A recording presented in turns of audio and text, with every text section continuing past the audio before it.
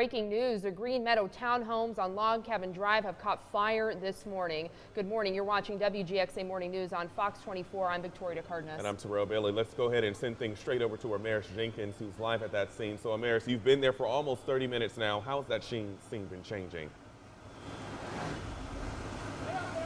Yeah, good morning, Victoria and Terrell. And that's correct, Terrell. I've only been here for about 30 minutes, but these fire crews have been on the scene for almost an hour working this fire here at the Green Meadows townhouses. Now, like I just said, we received those reports a little after 6 o'clock this morning, and take a look. You can actually see the flames coming out of the C building here. Now, I want to remind you all that just early August of last year, this same complex went up in flames in a different building. At that fire, 50 people were displaced and 4 units were affected. Right now, I cannot tell you how many units were affected this time, and we are working to learn how exactly this fire started and if anyone was injured. But I can tell you, neighbors are out of their homes. They are very concerned, a very emotional scene here, because it seems this unit here in front of me is going to be a total loss. I mean, they're even climbing up ladders right now. I can tell you about 3 fire trucks are here on the scene. But again, I am working to learn more details for you, and I'll be sure to check in throughout the show with the latest updates. For now, I'm Amaris Jenkins reporting live in Macon, WGXA News. 20 foot, it closes the where people have homes and cabins up on the north end of town. Well, that was Leslie Sewell, the chief EMA director from Pulaski County. He was explaining the flooding conditions in that area and how residents are battling it right now. We'll have coverage of that right now. And in Pulaski County, those still high waters are in different parts of the area. In Hawkinsville, there's minor flooding along Gooseneck Road, and EMA director Sewell says that the water levels are making it hard to get around town. And then on the Gooseneck area down here, where there's several, well, more houses there than there are up on the north side, around 21 and 22, it goes across the road, and they can't get in and out.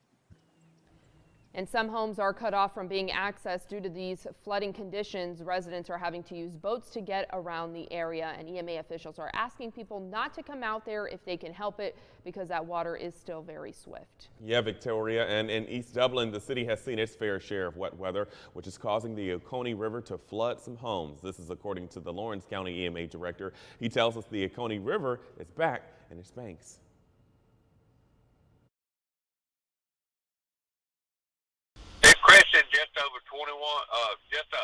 Just over 26 feet on Saturday night, early Sunday morning, and currently right now it's about 23 feet, which is only about 2 feet above flood stage. And we actually have been fortunate with the river going down since Saturday, because it's letting all of the water that we got and accumulated last week actually run off. From the flash flooding and everything else that we've had. Lawrence says with the remaining rain that we have for this week, he does not anticipate the water in the Oconee River to rise to flood stage levels. On a bizarre note, we actually spoke to one resident, and she told us that certain wildlife, including alligators, were floating in her front yard after those storms. What about that, Gary? Well, that kind of looked like an otter to me there, but I'm no expert on those type things. But I will tell you about some flooding. As you just heard, we are still having some flooding issues with some rivers across middle Georgia here, and in particular the Ocmulgee River.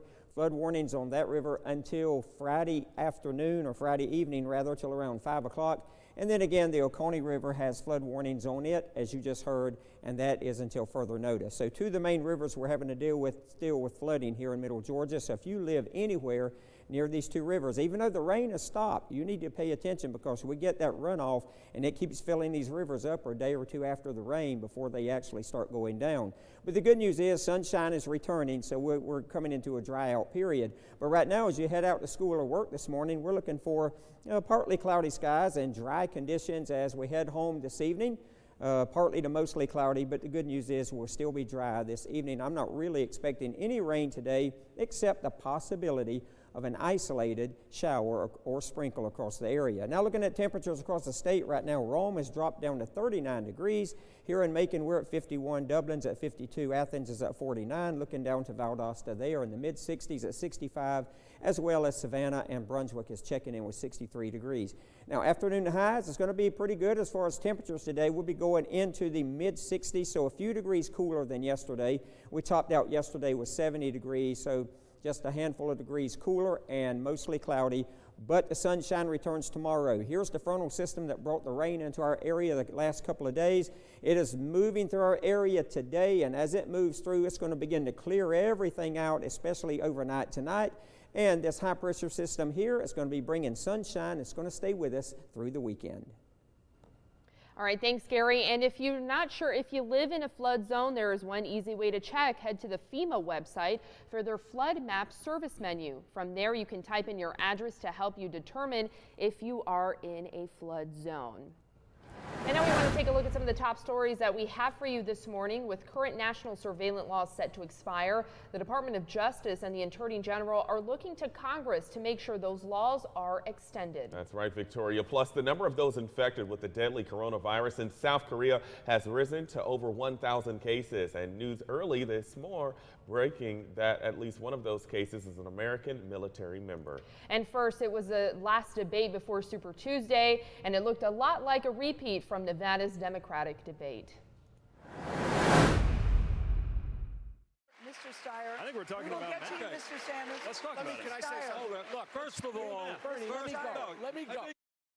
Well, last night's debate often erupted into chaos and disorder as the 7 Democratic candidates battled each other for speaking time. And when candidates were able to get their voice heard, the main target of the night was frontrunner Senator Bernie Sanders. Often they took aim at Senator Sanders and his self-described democratic socialism. Progressives have got one shot, and we need to spend it with a leader who will get something done. If you keep on going, we will elect Bernie. Bernie will lose to Donald Trump. Of the last 50 polls that have been done nationally, Mr. Bloomberg, I beat Trump 47 of those 50 times. And the rate of Bernie's national popularity will be put to the test next week when a number of states go to the polls for their primaries and caucuses on Super Tuesday. Well, coming up, it's a nationwide problem with the suicide hotline. We're going to tell you how that line is assisting veterans and government